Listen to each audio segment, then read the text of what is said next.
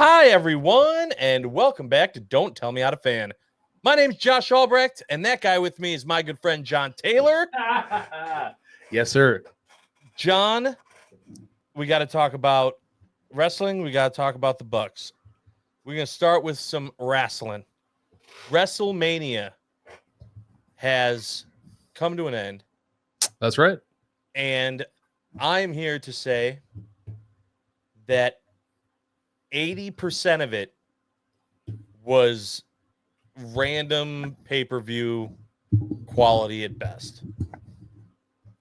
I was not impressed with a ton of it. And the best match to me, hands down, was the triple threat to end night one. That match was A+. Legendary. Great match.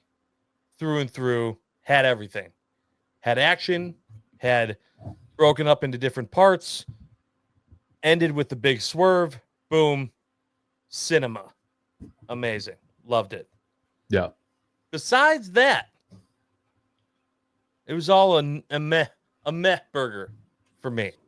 Your opening thoughts on WrestleMania before we break it down. Per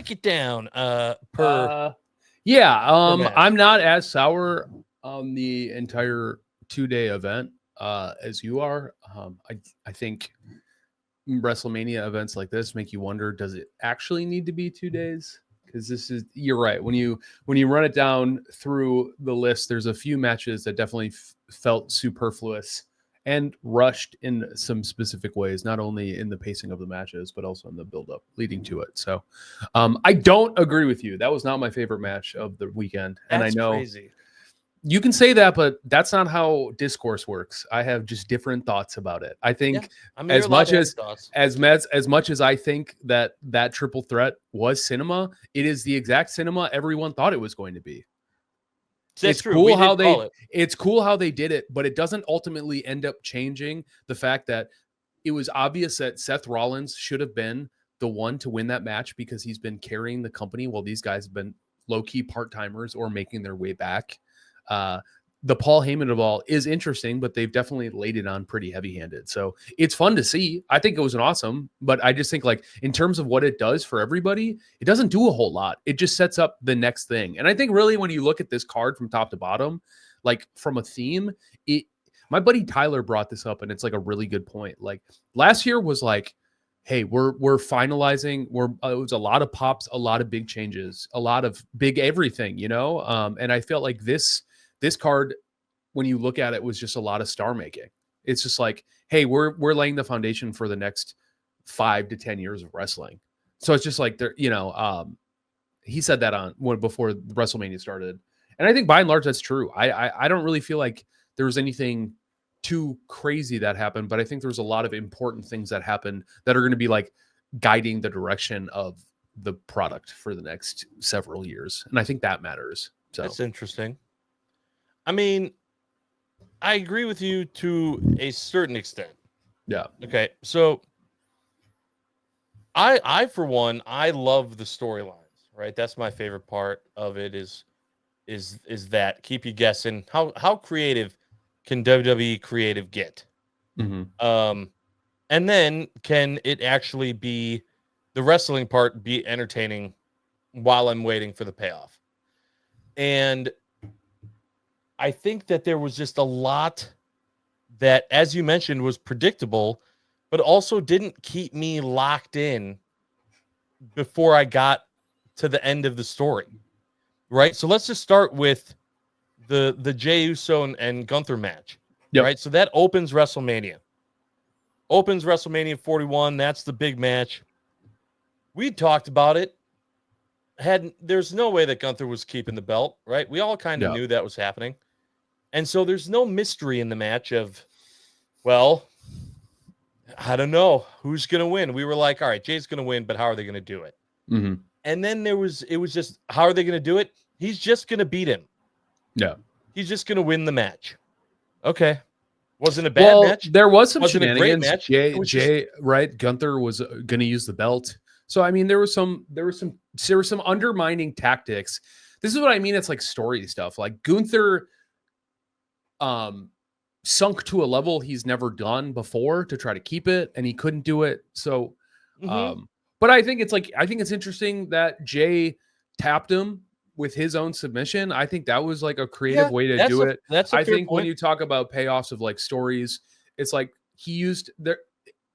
You know, Jay has always been considered not a great wrestler, right? So much so that they like put it, his like goofs and gaffs was a part of the storyline leading up to it. And so it just was like a competent story of the underdog meeting the moment and rising to the occasion. So it's like, yeah, you know, we were talking about this. It was exactly everything it needed to be. I can't have it take away because it paid off the exact story they've been writing for a long time.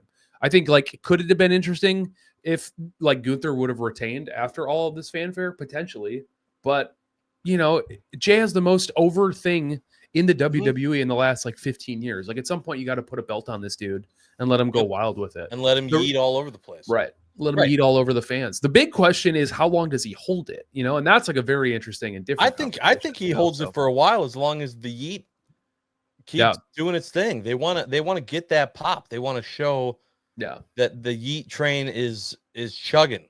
Yeah. So I think that will keep going. All We right. can let's grade these. We can just go through Yeah. and grade them. I'm curious about because you threw something in our group message and I don't disagree, but I also haven't really thought about it too much. So I'm floating somewhere being like, oh, that seems too low to me from what you said earlier. So I want to just get it out there Sure. on record, and I'll even take notes on a notepad for this. Okay.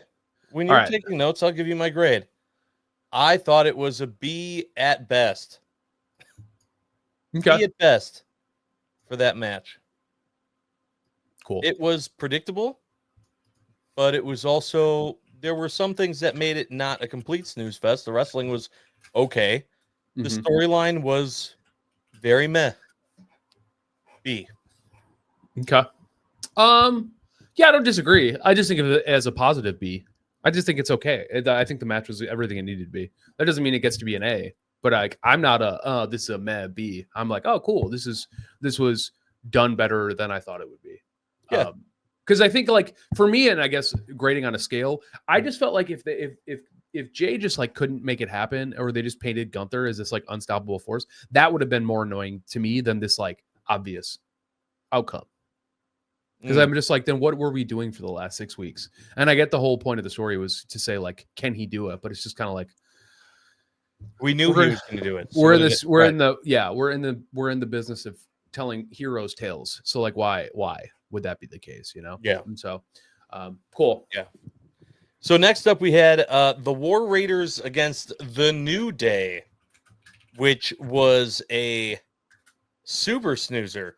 First Yep. of all, the tag team division in general, I feel like is lacking a Yeah. lot.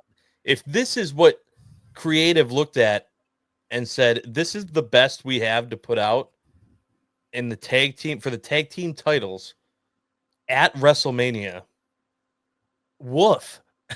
Yeah. like like I think it's a bigger sign of just not even just the match, but just the overall talking about the tag team division. This was like a C minus for me. This was like the only thing that I kind of think saved it was just that I do kind of like the heel New Day angle.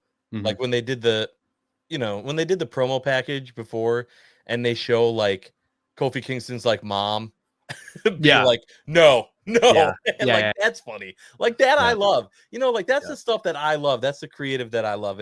And knowing how creative Xavier Woods and Kofi Kingston are and that they're playing this role. Seeing a little bit just knowing the behind the curtain kind of aspect of it. That's the only reason why it wasn't like completely boring to me. But Sure. beyond that, yeah, garbage. So C minus. C minus. Interesting. Yeah, I'm gonna give it a C plus. And the only reason I say this because I think through no fault of their own, I think the War Raiders are really sick. I think when you look at like you were talking about the tag team division being bad. I think SmackDown's men's tag team division is infinitely more interesting. And it's a shame that they kind of had their big crescendo happen at Elimination Chamber because I think those teams Like the top 3 are significantly more interesting, and I think the storyline's better. I think they're better tag teams, if I'm honest. However, I don't think the men's tag team division it's not interesting or compelling at all on the Raw side of it. It's like with the War Raiders took those belts from Judgment Day. Judgment Day had been holding them down for a long time simply because they wanted that stable to look extra illustrious before it fell apart, right? So it's they like definitely neglected them for a long time. And I think what really ended up happening is creative went, oh, this is an opportunity to have the New Day have a historic, like, get the belt back for, I forget, is it the 15th time? 12th time. 12th time. High. Either way, you know, I think for me, what this story was missing was any sort of interaction between the two of them over the last 6 weeks at all. Or super just, fair point. Or any sort of like, I think there should have been more on the SmackDown side of it. Jeez, sorry, somebody's car is absolutely falling apart in that's okay. Outside my house. I can't help but feel like they've done a really nice job of being like, if you want to become a contender, you need to earn it. You need to be doing matches. And I think New Day wrestled like once in the last 5 weeks. Right. And they just got to. So I didn't love it. I think the heel turn, it had a lot of juice around the Raw event. And I think all of that heat also died. So I'm going to give it a C+ simply because like the wrestling historian in me loves that the New Day got him back, even in this new version. I think that's really interesting. And I just think that the War Raiders are a really interesting, creative tag team. Like they're pretty big, and I mean, they're big dudes and they're very agile. And I think that's awesome. So, yeah. And one of them has a straight edge tattoo. So that's sick to me. So, okay. Yeah. So there you go. So that extra little plus. Yeah. Next match, we had Jade Cargill defeat Naomi. Yes. I didn't mind this match. I didn't either. New Naomi music. Yeah. That was interesting. Certified rocker. Proceed with caution. Yeah. Dropping the glow gimmick entirely. I think that's awesome. Yeah. That is for her doing that. That has been by far my least favorite part of Naomi. And it's like literally the only shtick that she ever had getting over. Yeah. She needed a change. Yeah. That being said, I'm still glad that she got her ass beat.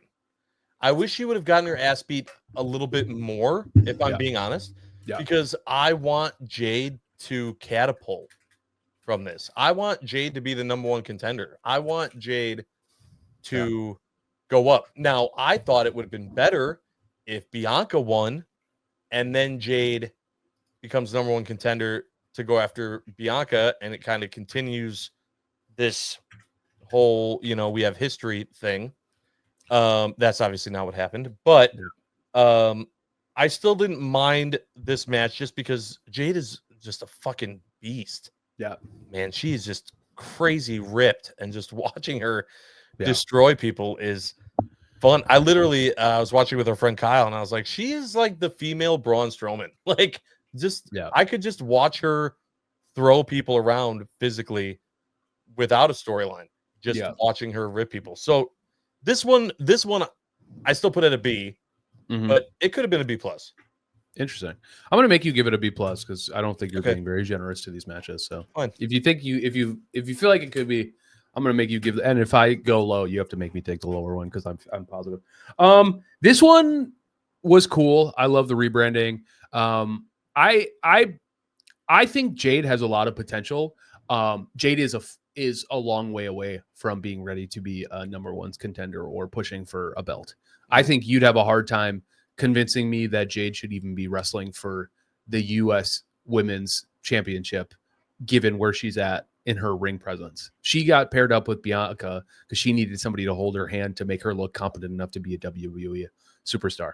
And coming from AEW, I don't think they were interested in dropping her in the NXT division. I was hoping that time away, I know the injury was a bit of a shoot, or, it was real. And then I just was hoping she'd come back a little more polished.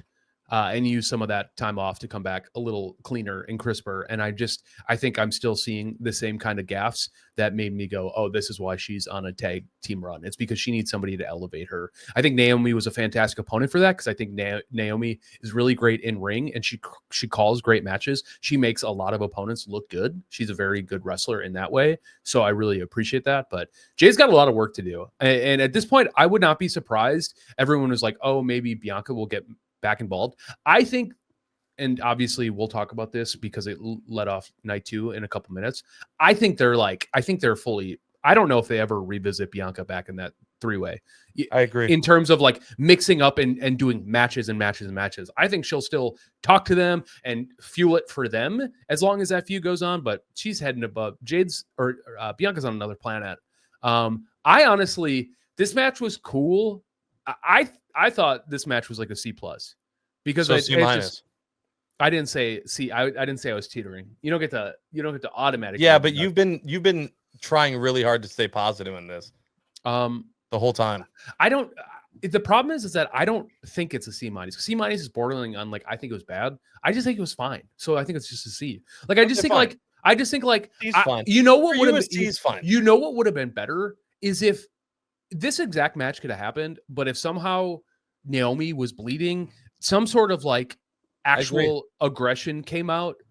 It was the first ever women's one-on-one singles match without a single stipulation in WrestleMania history. And I just think like it didn't really push in any sort of way to make it memorable. So yeah, according to Bleacher Report, since Tori Wilson battled Candice Michelle at WrestleMania 22, it was the first non-title singles match between two women. And I think there was a stipulation in that match. That's why wasn't something with her dad? I think like so. Yeah. So that's what I'm saying. Okay. Like this truly was just like a one-on-one. There's no weird paternal stuff. We don't have to make this about a man to have this wrestling match happen. I just like I said, I just like you were paying off all this blood. And the truth is, like, you know where this violence is going to happen? It's going to happen at Backlash. This is literally just to keep the stove warm enough to heat this storyline all the way to Backlash. Because Backlash is where they're going to make it like a cage match, and that's where it'll get violent, or so it's like, and it's the same thing I told you when we were talking about the Cena stuff. It's like ultimately when it's all said and done, I'll pick through it with a fine comb. I'm not impressed right now, but a big Backlash thing, I guess I'll be back in on the storyline. It's not going to make me think any better about this match, but it's just very obvious to me. You get Jade get the pin. Naomi's pissed. She's the heel. She's going to go all out at Backlash to get the win back. You know what I mean? Sure. So yeah, we'll see. Yep. Next we had Jacob Fatu against LA Knight. Yeah. Loved the entrances. Thought that was sweet. LA Knight rolling up. I thought that was sick. Yeah. Was storyline wise, knew Jacob Fatu was going to win. Because then why the hell do it? Like, you have to give him that push. He's earned it. Yep. Right. He's not with Solo anymore. Like, we have no idea where the hell he is. Like, this is all just Jacob Fatu proving this guy can be something on his own. So it sucked because LA Knight's great, but yeah, it was time to put a belt on Fatu. And Knight's a better chaser than he is a champion too. I feel like more people are excited about LA Knight when he's pursuing a belt than when he has it. So yeah, and hopefully this means that like LA Knight gets a better chance at something, maybe even more. The match itself was okay. There were 2 spots in it, if I remember, that were pretty great. But yeah, I'm gonna give it a B. Cool. Yeah. I'm gonna give it a B+, and I'm not gonna talk about it too much. I think LA Knight's awesome and over. I think Jacob is a force and has like completely taken over the WWE universe in a way that like is bigger than Solo, bigger than the new bloodline. Like, he's on his own because he's earned it. I thought the match was powerful. I thought all of their spots were fantastic. I mean, we still got the BFT. We still got all of LA Knight's greatest hits. And it just was like a really strong match. You know what I mean? There's a lot of slams, just a lot of like classic, just like big dudes beating the shit out of each other. Yeah, it's a B+ for me. I'm not surprised by the outcome. And, I just was happy with the match up and down. So B+ for me. Okay. For that reason. Next up, we had El Grande Americano. Yes, versus Ray Phoenix. Welcome to your first D of the program. This sucked. Yeah. Hated this match, hated the gimmick. The only way storyline that this worked was that you finally reveal who that it is Chad Gable, or swerve it and have it not be Chad Gable and have it be someone else and have everyone be Right. like, what? It wasn't it. It was the same thing. It was literally the same thing, but this time to Ray Phoenix that we saw earlier in the week on the televised portions Yeah. of the programs. Did you He had watch a metal SmackDown? piece. Yeah. Was that where he had on SmackDown? Was that the metal piece in the mask? Yeah. But then he hit him with a headbutt, and then that was in. And you're just like, okay, cool. So it Well, that like was the that same was with thing. Raw. I was just wondering if you Oh, watched SmackDown. I did this watch week. SmackDown. Yeah. Yes. I mean, I think WrestleMania Creative absolutely had every intention of Rey Mysterio unmasking El Grande Americano for whoever it was, but he got shoot hurt, like threw up the X's. Everyone ran to protect him. Like, I think this was a hard pivot. There's no reason Ray Phoenix should have ever been on a WrestleMania spot. When you're talking about quick replacements, new guy is a luchador. His brother, everyone knows about the Lucha Bros. Like, they have a huge history. But yeah, Ray Phoenix has no business being on a WrestleMania card 2 weeks after he debuted on SmackDown. And this match just fully reeked of it. You could tell that also was drawn up probably the morning of or late Friday evening. I got it as a D+ because it's not their fault, and it's truly a match victim of its circumstance. I'll give it a D. It just wasn't good. I don't know. Oh, thank you. D+. It Yeah, it sucked. It sucked. It's not their fault, but it sucked. And it's like if you're gonna have it be chalk, then do some fucking schmazzy bullshit ending. Like why have Grande Americano win? You could have had. Like, you literally could have just had like LWO interrupt. Like, you could literally have had any luchador come out and just be like, he's trying to unmask him. You know what I mean? They could have done literally anything other than just like running back another match where Grande. Yeah. Yep. So, yep. cool. Sucked. Um, Next, you had the Women's Championship, Tiffany Stratton versus Charlotte Flair. Yeah. This match was good. It wasn't great, but I did like the outcome. I wanted Tiffany to hold on to the belt. Yeah. I did not. I think so obviously at this point, I'm very much into the storyline. Yeah. And it was kind of weird how the storyline of this kind of fell apart because they went off script. And then I was kind of hoping that like they would push that more. It would be like, all right, you guys lit this fire that creative didn't want. Now we're going to make you go further, harder, or something. And it seemed like they kind of pulled back on it a little bit and just kind of kept it where it was and didn't let it gain any more traction going into the event, which I didn't really care for. I did like Tiffany's entrance. I thought that was cool. Mm-hmm. With her Tiffany epiphany, as she so eloquently put it in her post-game presser. Yes. Yeah. I thought that was cool. The match was okay. But the reason why I'm going to give this a B+ is because it looked like she chipped a tooth. She definitely did. Yeah, so that was cool. As a shoot, it's insane that she went on Instagram today and was like, "Oh, it's just blood." You don't listen. As somebody who lost a tooth, fun fact, anybody on YouTube, this tooth is fake. I was without it for over 15 years. When it got knocked out, you don't close your mouth. Your nerves and your gums hurt so bad. You don't know what to do. You don't want your teeth touching. Like, it didn't look chipped. It absolutely was smashed. And she was bloody because of it. This is like the type of violence the Jade and Naomi match desperately needed. I said this to you in the group chat, and I kind of started explaining it. So I'm hoping maybe you didn't read it too much. This was my favorite match of the weekend. And I know that's a wild take. That is a wild take. But I did kind of start explaining it, and people started understanding what I was saying. First and foremost, Tiffany Stratton needed somebody to drag her into the deep end of a wrestling match and force her to wrestle proficiently and believably enough to win. And that happened on Saturday night. I think anytime you have and I think Wade Barrett made it a point to push it. Anytime you win your first championship reign via Money in the Bank, there are serious questions about whether or not you're a legitimate wrestler. I think she was a year ago, obviously, when she debuted in the WWE, she was not great on the mic. And there's a reason why they paired her with Nia, who is significantly more sufficient on the mic. I think she's grown since that split. Her time on on the mic from when she won the belt to the end of these promos, whether you liked them off script, on script, the fact of the matter is she can cut a way better promo than she could before this feud started.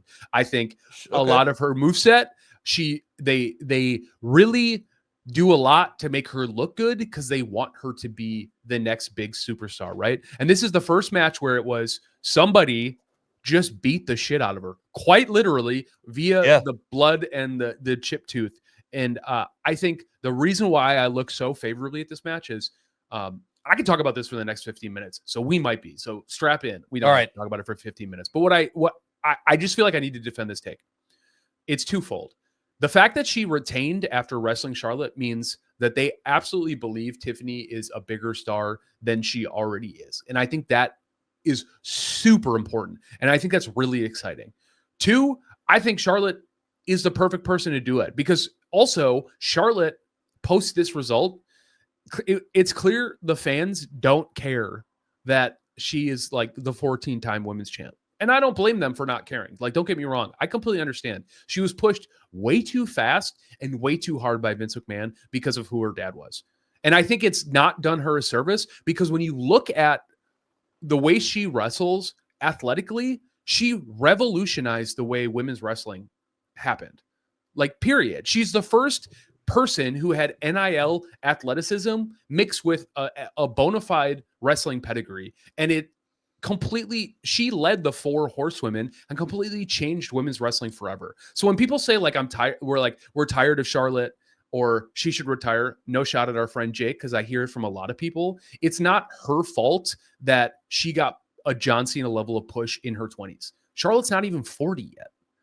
It's like absolutely crazy how incredible of a wrestler she is.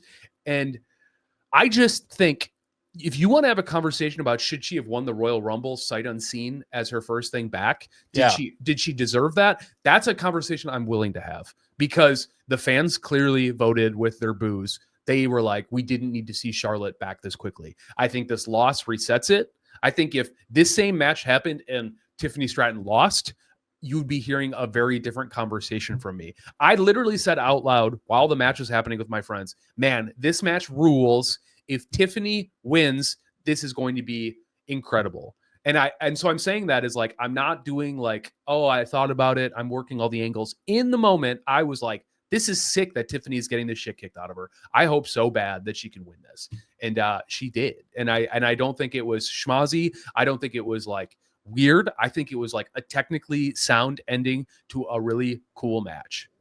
With a lot of violence and a lot of I don't know, Charlotte calling her a bitch a lot, which is crazy. You know what I mean? It's like, and so there was some of that, like we went off script, you took it a little too far and now you're going to get some receipts for it. So I just think like you talk about star making. It's just like, there's no other match all weekend that was a better example of this. And I know she already had the belt, but Tiffany was a propped up figure. And I think this legitimizes her in a way that she could hold the belt for the next, years. I don't know. You know what I mean? Like, it just means like, I'm not waiting for her to lose. Like when Damian Priest won the belt after cashing in, I was just like, how long until he loses? Because it was just obvious he didn't deserve it. Like Tiffany is like on that same trajectory that like Rhea was, where it's like people love her. She's getting better and she's getting better as the best. So, I think, you gave it a B+. I'll give it, I think it's an A. I think it's an A-. It's not, I don't think there was an A card on this thing, I guess is the way I think about it. So, well, you're wrong. That's not how, well, the next match was. Well, you're wrong. Well, you're wrong because you gave this one a B+. We can. There you go. I like it. Jesus Christ. I find, anyways. No, obviously it's a opinion, and I'm excited to hear why you don't think that the next match wasn't an A, because to me, the triple threat match between CM Punk, Roman Reigns, Seth Rollins was an A+ and the best match of the entire WrestleMania, both nights combined. Yeah. Okay. First of all, 3 guys that can carry on their own, right? You have a match. It's the main event. You don't need no belts involved. Didn't matter. And the match itself was great.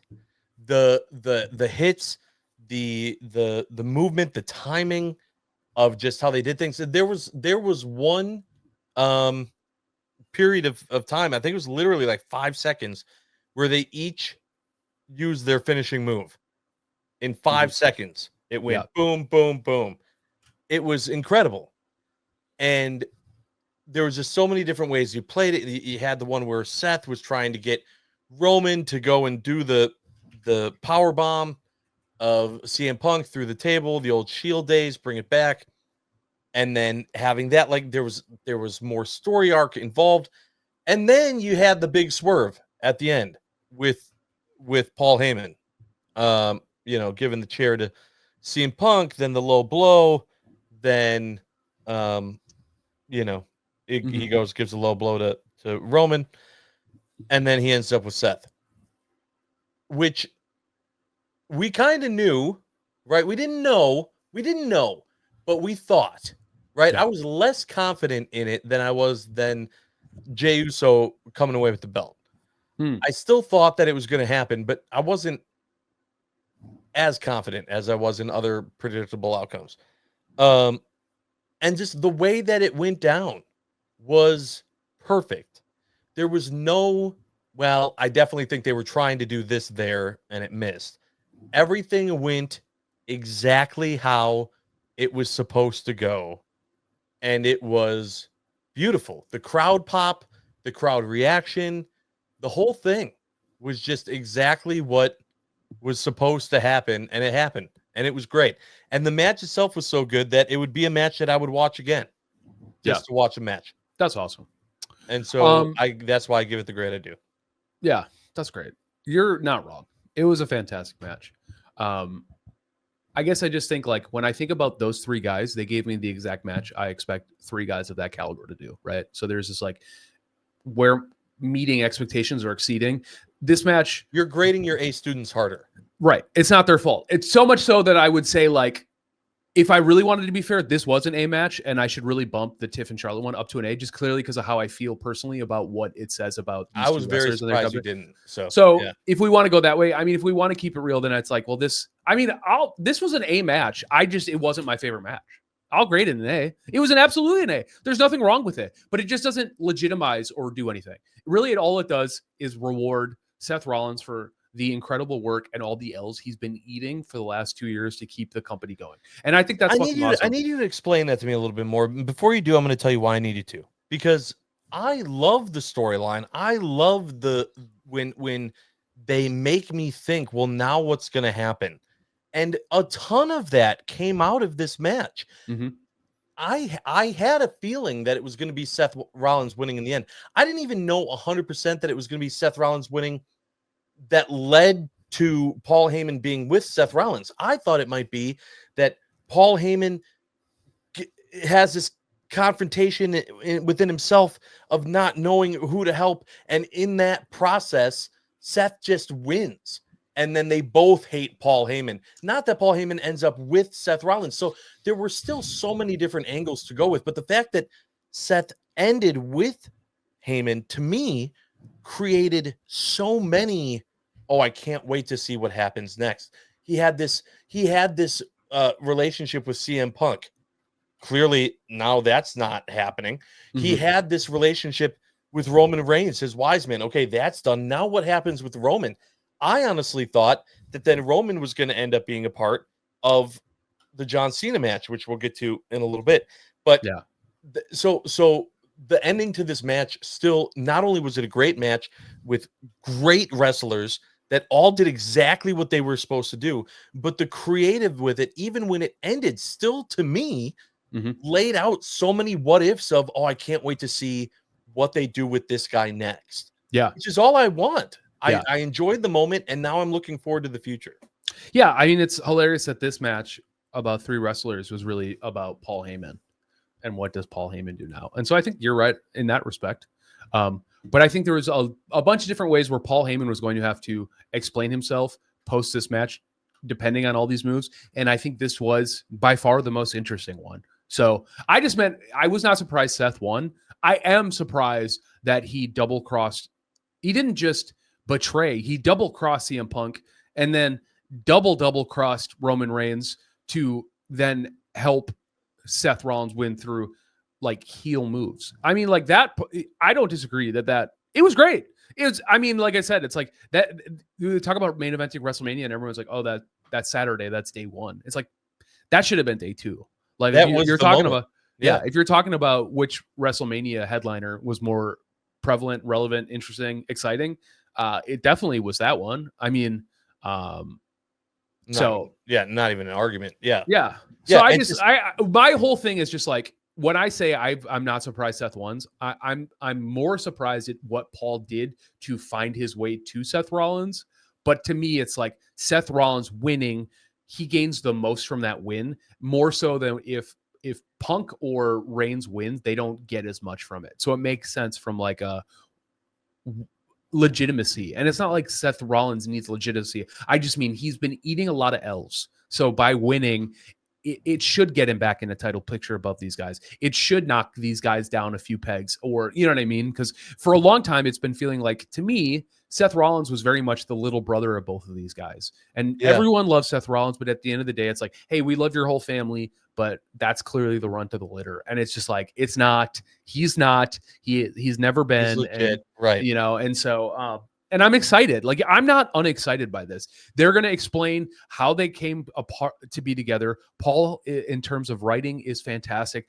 Yep. I mean, he's literally the architect, Seth Rollins. Like, they're going to, you know what I mean? It's like using all of these stories, like, they're going to claim that they've been hatching this for months. And we're going to be like, holy shit, like 5 months ago when he said this thing, you know, think about how when it made, we were all going, oh, in 2012, he said one day he was going to walk out with him for WrestleMania. So it's like, WWE is good at pulling any sort of sentence line or anything. So I'm definitely very, very excited about what does the Paul Rollins future look like. Don't get me wrong. That is something I'm super, super, super, super excited about.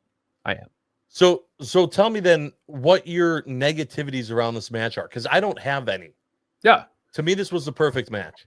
Hell yeah, that's awesome. What would be the... I just think, like, for me, it's like there's not anything negative with the match. It's just all this does is set up future moves. And I think that's great.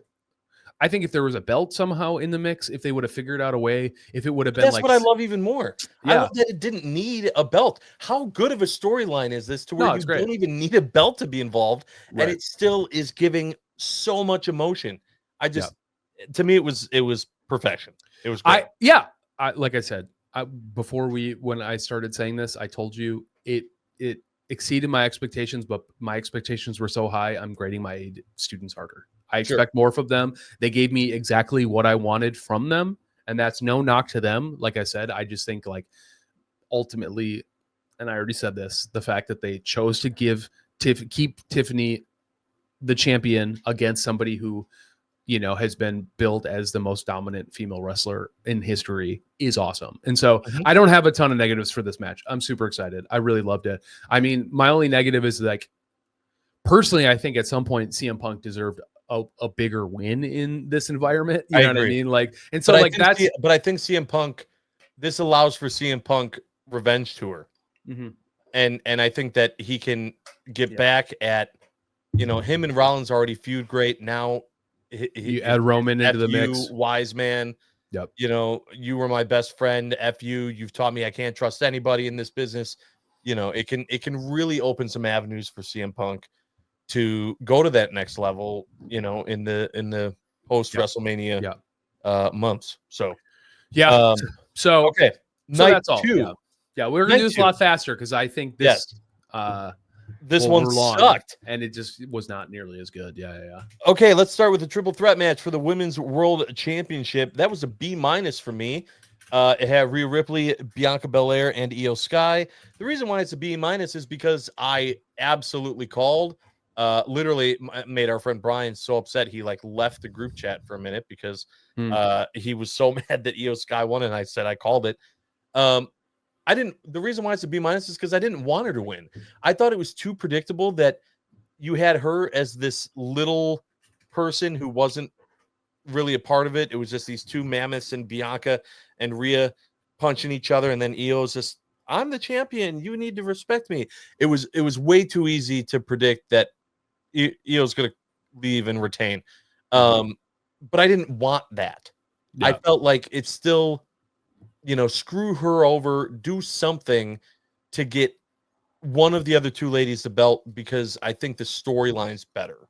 And Yeah. so it's a B minus because I predicted it and the match itself wasn't bad, but I wish I was wrong. Sure. That makes sense. Yeah, I don't disagree with you. I think it's a B. I'll just say it right away. I think it's a B. I thought Io was going to win. I hoped Bianca was going to win, and ultimately, I would have been really happy if Mommy would have won. But I don't think Mommy needs a belt right now. She's so over. Like it's a prop at the end of the day, and she just doesn't need that prop right now. I But she think does need a win because she's she's been coming off losing. of some Yeah. losses. Totally. You know, But she didn't need this win. I guess is my point. She just sure. didn't need it. I think Bianca could have maybe gotten the most to gain from the win, in terms of just like when I think about how she spent the last year basically chaperoning Jade Cargill in that tag team division. She lost an entire year where she could have been in the title mix pretty easily, and now she's going to be, which is awesome. That was my hope. I think this match could have been a B plus, borderline an A minus if they wouldn't have went a less cookie cutter route. At the end of Mhm. the day, it's very obvious that the WWE needs and wants Io Sky to be viewed as one of the big contenders for any belt in the women's division. And I think Yeah. that's perfectly reasonable. International fan base, man. Yeah. And I It's a just, real but I thing. think Let's it's, not ignore it. I think it's also just a fact. She's a strong enough wrestler. I think Damage Control weighs her down.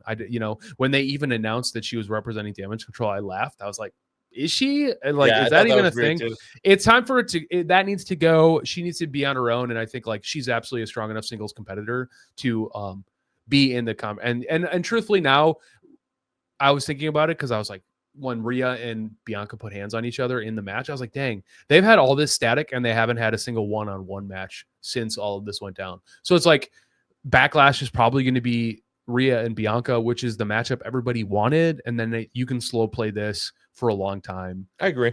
Somebody will find their way to the belt before SummerSlam. And then I bet you Rhea takes it back from Bianca at SummerSlam. My guess is that Bianca finds her way to the belt faster. They keep stewing this in the background where Bianca, because that's really what we're talking about. I mean, you could even say like maybe Bianca wins it from Io at SummerSlam and then they're running Bianca Rhea heads up at WrestleMania. That's the level of like superstardom I think Bianca and Rhea are at. Sure. And I think they're just trying to like not have it be. It's so obvious that I think they're trying to add some legitimacy to other wrestlers so that way they don't have to have this match faster because the fans will just get over it quickly if they're just never wrestling or if one of them gets the belt and then it's kind of like, but Io's here and everyone's gonna go, no one cares, so at least keeps Io in the picture for a while. So that's awesome. Yeah. Keeping things moving, we had the Sin City Street Fight, which got a B from me solely because it was the only damn match in both nights that had any variety. I hated that I was looking down the cards and there was nothing, no special matches, no ladder match, no. The fact that there wasn't a ladder match at WrestleMania makes me legitimately sad. Yeah. I wanted there to be more interesting stipulation, not scheduled for one fall for everything.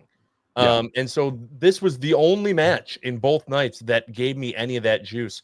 And it was a letdown, but Yeah. I had nothing else to compare it to within WrestleMania for what it was.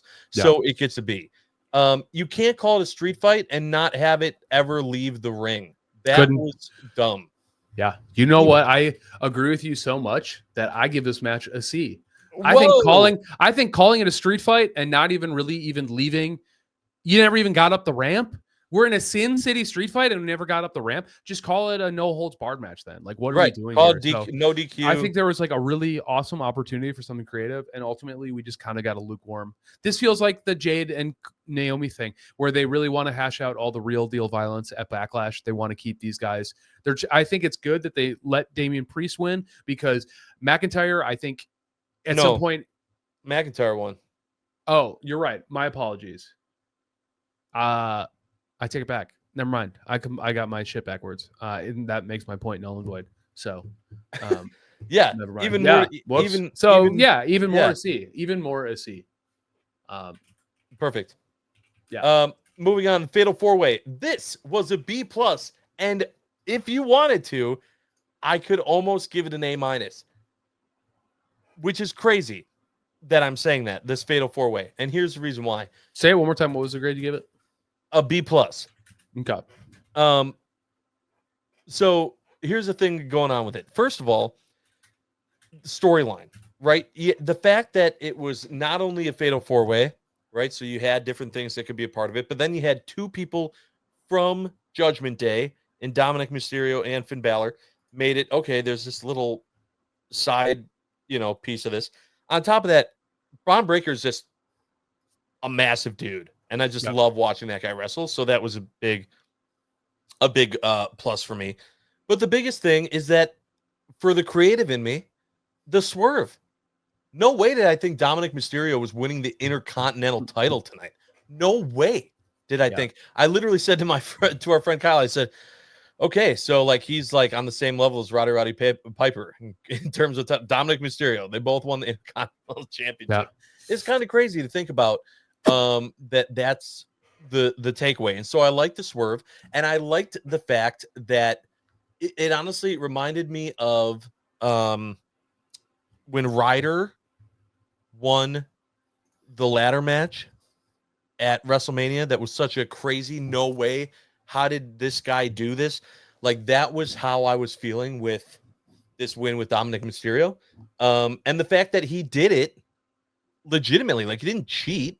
I mean, it was funny that he ended up He like pinning Finn betrayed. He Balor. betrayed Finn. So Yes, that's like he didn't cheat, but he definitely betrayed, and that's right. That's But interesting. like That's the awesome. whole thing against him, right, has always kind of been like he's not like a legitimate, Yeah. right? He's kind of a weasel. He just kind of weasels his way around.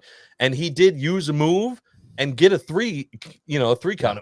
He didn't use a belt to knock anyone else. Like he did a move and he won the match. And now he's the Intercontinental Champion. So the fact that I was snoozing for a little bit through all of the matches tonight, and then that moment had me go, oh damn. Yeah. Did Dominic Mysterio just win this match? Made it to where I was like, okay, bravo, creative team. I didn't see that coming. Props to you. Yeah. And so that's why it's a B plus. I got it as an A minus. I think everything you said is absolutely right. I thought Dominic Mysterio was going to win that match. Did you really? I did, because he's been super over. He's been red hot in terms of his in-ring skills and his mic stuff. He got really hot, maybe faster than he should have been, and I think everything's caught up. I thought either Braun Breaker retained or Dominic Mysterio would win. I don't know what I feel bad for Finn. Because he's a better wrestler than how many L's he's been eating, but he's better than the Intercontinental Championship belt. He just is. It's like winning this, and when you stack it up for, is one of the Judgment Day's members going to betray the other one? The answer is they both betrayed each other. I just think it's a better choice and more representative or emblematic of the spirit of the IC belt to give it to Dom over Finn.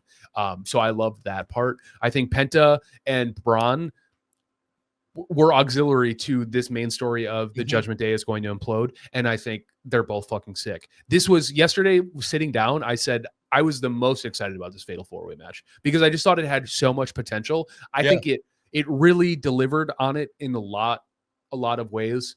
But my thing about it being an A minus is just when there's four people, it gets like a little too messy. And there are a few points where I just felt like the pacing was a little off. I thought it was an A minus. I thought it was a great match. Like I said, I love Braun. I think Pet is awesome. And I was so excited to see Dominic win because at some point they need to start pushing him. He's got enough juice. He's got like Jay Uso level of burn. It's time for him to start like competing and doing something. So yeah. Okay, next up we had the Randy Orton against surprise wrestler. Yeah. Okay. This is a C minus. Oh, that's insane. And the reason why it's not awful was because the Joe Hendry push was cool. But it's a C minus because it confirmed a few things. First, a little part of me was hoping that this was still a Kevin Owens amazing level swerve, and that all of this that he was doing was still for the show. and that he was still going to come out in some way, shape, or form. Maybe even comes out to help Joe Hendry beat Randy Orton at WrestleMania. Like, that would have been nuts.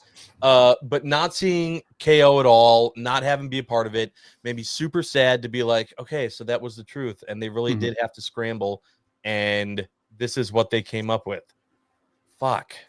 Yeah. Okay. And the fact that then it was over in 3 minutes, and you know, and then honestly, the only thing that really saved it for me was when Randy Orton did his thing. Yeah. To end the, you know, I don't know. Joe part. Hendry doing the zoom in, and then you just see a flying Randy Orton to deliver the RKO to end that match. Might have been actually the WrestleMania highlight of the entire weekend. Really? It's so funny. It is objective. Like, so I think this match was fantastic for a number of reasons. It highlights TNA as a promotion in the biggest stage. It rewards Joe Hendry for being maybe the most over wrestler over the last year because of his song. It gave him the TNA belt. It gave him a huge NXT run. It gave him an opportunity at Royal Rumble and WrestleMania. Ultimately, you're talking about Randy Orton, the legend killer. There's no reason that match, if you want these levels to exist in wrestling, there's absolutely no reason that match should have lasted more than 3 minutes. He's one of the most dangerous men in all of WWE history.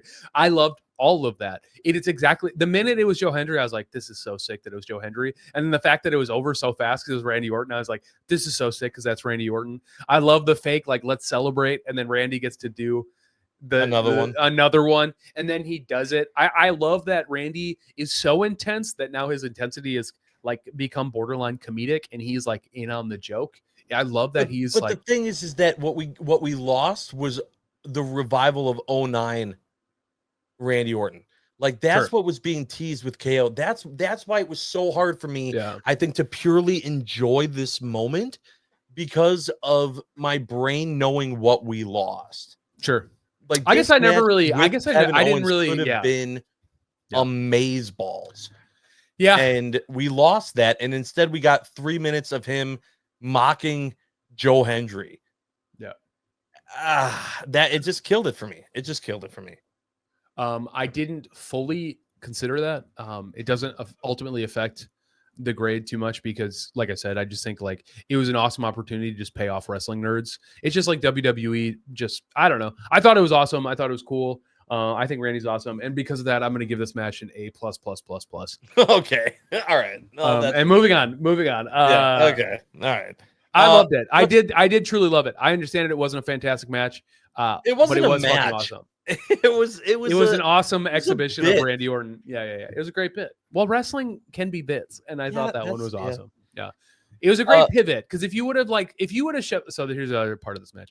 If it would have just been like Solo Sikoa because he deserves a WrestleMania match, I would have been way more annoyed. I was like, I agree with you on that. I was hoping it was like Rusev / Nero because he's technically back with the WWE. I was like, that would have been exciting, but ultimately it's like, what does that story tell in the match really? It's like, everyone's talking about how Aleister Black is coming back on the 25th, but it's like they could have fudged the numbers and brought him back a week early. I'm glad that wasn't the case either. I think he's deserving of his own like bigger moment. Like, ultimately, whoever you brought out was going to get knocked down by Randy Orton, so why not have it be the biggest internet wrestling sensation of the last year? And so that's why I loved it. So okay, those are all valid points. Yeah. All right, let's talk about the worst match of WrestleMania, which was Logan Paul versus AJ Styles. This match was so bad, I literally had to tweet, "Thank God that's over." Oh wow, it was the worst. It was an F. This match was pure garbage. The best part of it was that it took me like 5 seconds to realize that Logan Paul was holding a drone. And the drone work, I guess, was kind of cool. Yeah. That was the best part of the entire thing. The match itself was boring. The crowd, everyone went to the bathroom. No one was into it. The crowd didn't care. It wasn't even like the crowd was even booing Logan Paul. Like, no one was a part of it, including the wrestlers. The whole thing just sucked, and it went way too long. There were no stipulations for it. Yeah. The whole thing sucked. Worst match of WrestleMania. Totally. I don't disagree. I think this was hands down the worst match of WrestleMania. I will say on the replay of the Karrion Kross interference, I did see Scarlett for 2 seconds, so I do have to at least give it a C plus. But I don't disagree with any. Nuts.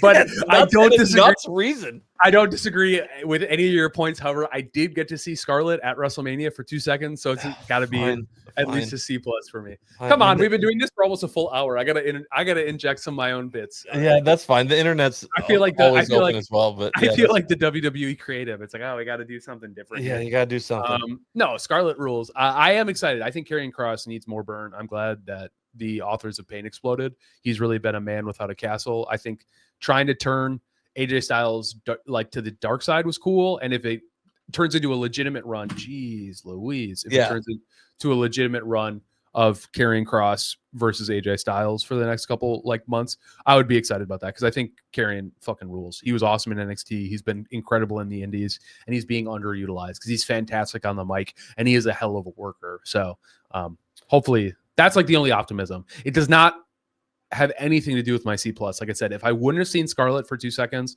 that match would have been an F. However, I did. So it's got to be a C plus. Listen, I don't make the rules. I don't make the rules except for I did make these rules. So, okay. Let's talk about this women's tag team championship, which was a B for me for a few reasons. First of all, that booty though. Liv Morgan, I love her. She's great. I knew as soon as Becky Lynch came out as a surprise tag team partner, was that she was losing the belt. That her and Raquel were losing the belt. I was like, oh, okay, Becky Lynch is back. They're losing the belts. And that's exactly what happened. I do have to say, Becky looks great. Becky looks amazing, and I'm probably basing a little bit of that off of seeing Charlotte in her return, and thinking Charlotte got some work done and doesn't look the same. Becky looks healthy, good, and ready to kick ass. And I was happy to see her back. And also, look, let's be honest, Liv needs a break. Liv Morgan, first of all, I don't think anyone expected Liv to carry the women's division for a whole freaking year. And she was a part of every storyline imaginable. She was a part of the Bianca Naomi Jade thing. She was a part of, the whole thing with Rhea Ripley, and for however long that went. She's been at the forefront for the last year. Girl needs a vacation. So well-deserved. She lost the belt. Becky's back. But this was a B plus. B plus. You said B. You I'm gonna change it because if you go from an F to a C plus because you see Scarlett, I mean, I'm also a horny man. So who said I was horny? That's fucked up. No, that's exactly what it is. This is at least worth from a B to a B plus. Okay. You're not gonna like this. I give this match a C. It's fine. I don't have any sort of love for Raquel and Liv as a duo. I don't dislike Liv. I thought her run as the women's champion was way more interesting than this. This just feels like the Diet Coke version of a regular Coke. And so it's just like she needs a break. It definitely felt like she's been less on screen. I just think the momentum of this entire match, I think Bayley probably was actually always slated to be pulled. I think Becky's been eyeing this return for a long time. So that part always felt weird and uncomfortable. Having it be Becky is cool and exciting. That was something I'm the most excited about. I think it's a C because it's like the match was unspectacular in terms of they played their greatest hits and then they got out of there, which is fine. You want to talk about telling a story? It didn't really tell much of a story other than Becky's back. Do I think Lyra Valkyria deserves 2 belts right now? No, I don't. I don't really love her as the IC champion. She does nothing for me. She's a great worker. That's awesome. She's got to lose that belt. She does. She's got to lose one of them, and it should be the IC one. And she should lose it to Alexa Bliss. I agree. Yeah, absolutely. She should lose it to the Pitbull from American. I'm kidding. Literally anyone. I just like. I understand why you pushed her, but it also was just kind of like 6 months behind the same thing when you gave Braun Breaker the IC belt. I understand you want to push some of your younger stars. I don't know. I don't love what this match solidifies for a lot of people in this match, and that's why it's only a C for me. I didn't think it was that great. And I didn't see Scarlett, so it has to be a C, unfortunately. That's fair. Well, I can't wait for you to give this next match at the best a C because you also didn't see Scarlett in this match, and the match completely sucked. Let's talk about the match that was the headline of all headlines: Cody Rhodes versus John Cena for the undisputed WWE Championship. Okay, so I'm gonna give this match a C, and the only reason why I'm gonna give it a C is because I still wasn't positive right away that John Cena was gonna win. And so that was the only reason why. As the match went on, that level, that grade went lower and lower and lower and lower. John Cena looks old and slow. He's old and slow. Cody had to carry him the entire time, and really he didn't even carry him. The match itself was very meh. Then you have Travis Scott come out, which I didn't care to see, but I went, okay, finally, here we go. Here's where everything is going to happen. All right, now here was my whole thought on this whole thing was you had Rock did the 3. He did the 3 thing before, and then like he left, and then it was 2. He did this with the 2 thing when John Cena ended up turning heel. This was the time where I wanted to see the freshly no longer having a wise man OTC join this stable, acknowledge him with the 1. It made sense. The 3, 2, 1 coming together. I wanted all of it to play. You just freed him up from having a manager to where now he can be a part of a stable. And so I went, okay, Travis Scott sucks, but whatever. He's here first. Then Cody Rhodes hits him with his finisher, and he's out. And I'm like, great. And then Cena's in the ring, and he's like, oh no, with the belt. This was it. This was their opportunity. Now you have Cody smack him in the face with the belt. Then you have The Rock come out, and then you have The Rock start beating the crap out of Cody Rhodes, saying, "I told you I'd make your life a living hell, and now I'm doing it." And then you have Roman Reigns or someone else come out, and you're revisiting that drama that we saw at the end of WrestleMania 40, right? Even with some of the same similar players, you're seeing that again. It has that drama, it has that juice, and then it kind of ends with the stable being formed. And then we're looking forward to Monday night going, what are they going to call it? What is this? What exactly am I looking at? And instead, it was just fucking Travis Scott. Yeah. It was just Travis Scott who did nothing but give John Cena the opportunity to prove that he's bad and Cody Rhodes is good. He kicks him in the nuts. He didn't even kick him in the nuts and then do another AA. It was just a kick to the nuts. Ref, get in here. That's it. And then I'm thinking, okay, now it's over. Now The Rock's going to come out. Still no. Yep. What are we doing? Yep. Why even have this? Why did The Rock even have to be involved in the heel turn? That's the biggest question. question. This is how you're going to do it. So frustrating and stupid and disappointing on so many levels. This answers nothing. This creates no more what if beyond what if creative figures out how to do this correctly. Super disappointed. It's a C. Yeah. You're being kind. That's so kind that you're being so kind. I agree with everything you said. I think it's a D-. I think it's so bad. I think if it fails on 2 levels, everything you just said is spot on. I think technically John Cena showed you he's not a great in-ring worker. He can't wrestle. And it's not even like, so there's been a couple things I've been seeing online, which is kind of fun. And he hinted at it. Like, I'm saying all that because I don't want to forget this point, but this is the point I'm trying to make. You could see him calling the spots a mile away. This isn't your Vince McMahon camera editing, so it wasn't cutting 50 times to make him look better. Like, you could full-blown hear him shouting the moves at Cody. He's a bad worker. He's bad at calling. Technically, for a headlining event, I thought the technical execution was pretty piss poor. If you're going to come at me and say, as a wrestler, John Cena owes you nothing, so he comes out and gives you a basic-ass entrance, he gives you a basic-ass match, and then he does a basic-ass leave, I think you were 75% of the way there, and you still tried to do too much. Because if you really wanted to give me the, hey, he won, and you're not going to get anything, and he's just going to take the belt and go home with zero fanfare, then you have That turnbuckle spot be the end of the match. Ref doesn't see it. He hits him with the AA. We go home. We never need to see Travis Scott. Do a dirty thing, win the belt, and then walk out without looking at a single person. You clocked in, you clocked out, John. That's what you said you were going to do. I would have believed and loved that a lot more than having Travis Scott walk out at like a snail's pace, making the match. I mean, making a 30-minute main event match even longer. I mean, what? 5 of those minutes were Travis Scott. Like, it just like, it was just so disappointing. And I think like, John Cena winning is going to have a fun fallout for the next 8 months, but to not include The Rock makes me wonder why have him win it tonight then?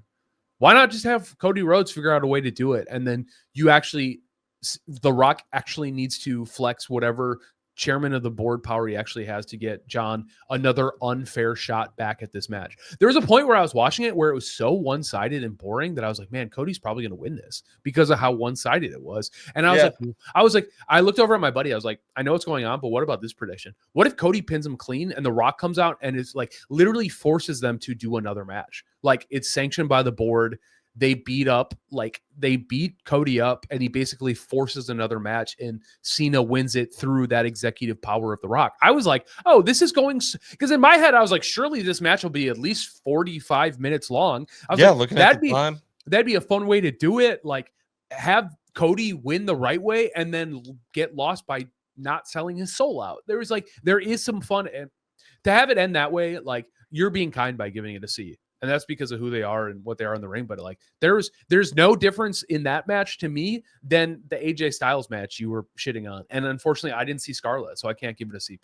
That's how bad that match was for me. I literally was sitting there just being like, everybody. I was watching with 6 people. We were all so dejected. We were just like, that's the end of it. And it does kind of sour the entire event. Like, make that WrestleMania event 1 then. So at least people go, right, how are they going to figure out a way to get Cena the belt back or Cody? You know what I mean? It's like there would have been more intrigue going into tonight with this result already final than the inverse. The fact that The Rock didn't show up at all. Yeah, was it a scheduling conflict? I don't know what the fuck it was. But then don't build it up this way. Like he should have never been involved. There's no payoff. You lost all juice. Yeah. And keep in mind, leading up to this, I've told you, any confrontation, anything I've seen between Rhodes and Cena, I was like, I'm feeling no heat here. Mm-hmm. I'm standing by the fire. I've got nothing. I've got nothing. It feels weak. It feels like it was just all about making Cody look good, and I didn't give a shit about Cena. Now Cena won his history making 17th time, and the only reason why I give a shit at all is because it was history making the 17th time. Yep. That was it. The storyline itself, I could not care less about. Yep. It did nothing. Yeah. I just think like it offers more answers than questions than answers. And they're not the types of questions you want. Well said. Floating around with it. So well said. All right. Well, and that was WrestleMania. Yeah. We're gonna have to do Bucks. We'll have to do a post too. Here's my quick little thing. If anyone's still listening and wants to hear some brief Buck stuff, Giannis can't have the gravity that he has and have our 3rd best 3-point shooting team in the league shoot that poorly from 3. Period. Can't win that game. It's pretty obvious. They hit 4 of those 3s in the first half. They're in it. It's a completely different game. All the consternation about the lineup and why are so-and-so. Kyle Kuzma putting up 0s across the board, bad. Taurean Prince not taking his first 3-pointer since the 3rd quarter, also bad. But nobody else was good. AJ Green hit some 3s late, kind of made it competitive. He wasn't hitting them early in the game when they were competitive. Same with Gary Trent Jr. Like, we can talk about the game plan, minutes allocation. At the end of the day, you got to hit your shots. Especially if Giannis is getting you that wide open, you got to hit your shots. It's why I really hope Dame's going to play in game 2. I think if somehow the Bucks could have won game 1, maybe they would have held him off till game 3. But I think we definitely see him. And I'll tell you what, I feel a lot better about Dame taking at least half of those wide open ass 3s than anybody else on that team. So it is what it is. We are the 6th seed or the 5th seed, Bucks fans. We are not the favorites in this series. We do not have home court advantage. We were not going to sweep them. People acting like the Bucks lost game 1 in a game they were on the road. So steal Right. this one, and then it doesn't matter. But I'm not putting too much stock into this. But I mean, if our guys can't hit the shots while Giannis is doing everything he can to get them those shots, then this will be a series that's over in one round. I just think if you get Dame back by Tuesday, I just don't see how this Bucks team can't figure it out, because we then go from having the best player on the court to having the two best players on the court. So we'll see. I would like to see Bobby more, because I think he actually does a pretty good job on Siakam. There are things I'd like to see different, but at the end of the day, it's pretty simple. When your team hits threes as the third best team in the league and your percentage drops down to like the bottom third of the league to last five, I can tell you why we lost that game real fast. And it was pretty obvious in the beginning. So that's my little Bucks take. Brewers are 12-10 and won another series. Logan Henderson had a hell of an MLB debut. Caleb Durbin is officially up after they DFA'd or optioned. They didn't DFA. They optioned Oliver Dunn back down. My guess is they're keeping Capra as a backup for shortstop insurance. But I think Durbin, we were getting I think 167 in batting from both Capra and Dunn. So Caleb Durbin's not going to do much worse. So you might as well, if you're going to have somebody fail, you might as well have your guy who you think can figure it out and turn it around. Reese looks like he turned it back on. William Contreras looks like he's bouncing back. I mean, you can't win an Easter Day game 14-1 and not expect me to feel good about that. But the bats that you would expect to be turning around seem to be turning around.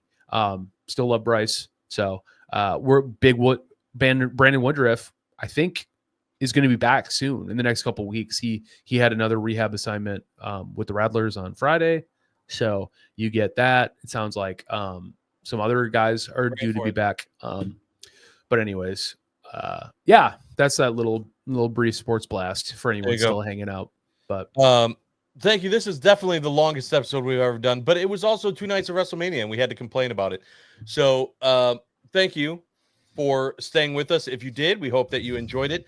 We will come back to you soon because it is still Bucks playoff season and there's a lot to discuss. So look for more episodes to drop soon as we keep things going, and we'll also see what happens on the Monday after Mania tomorrow night as well.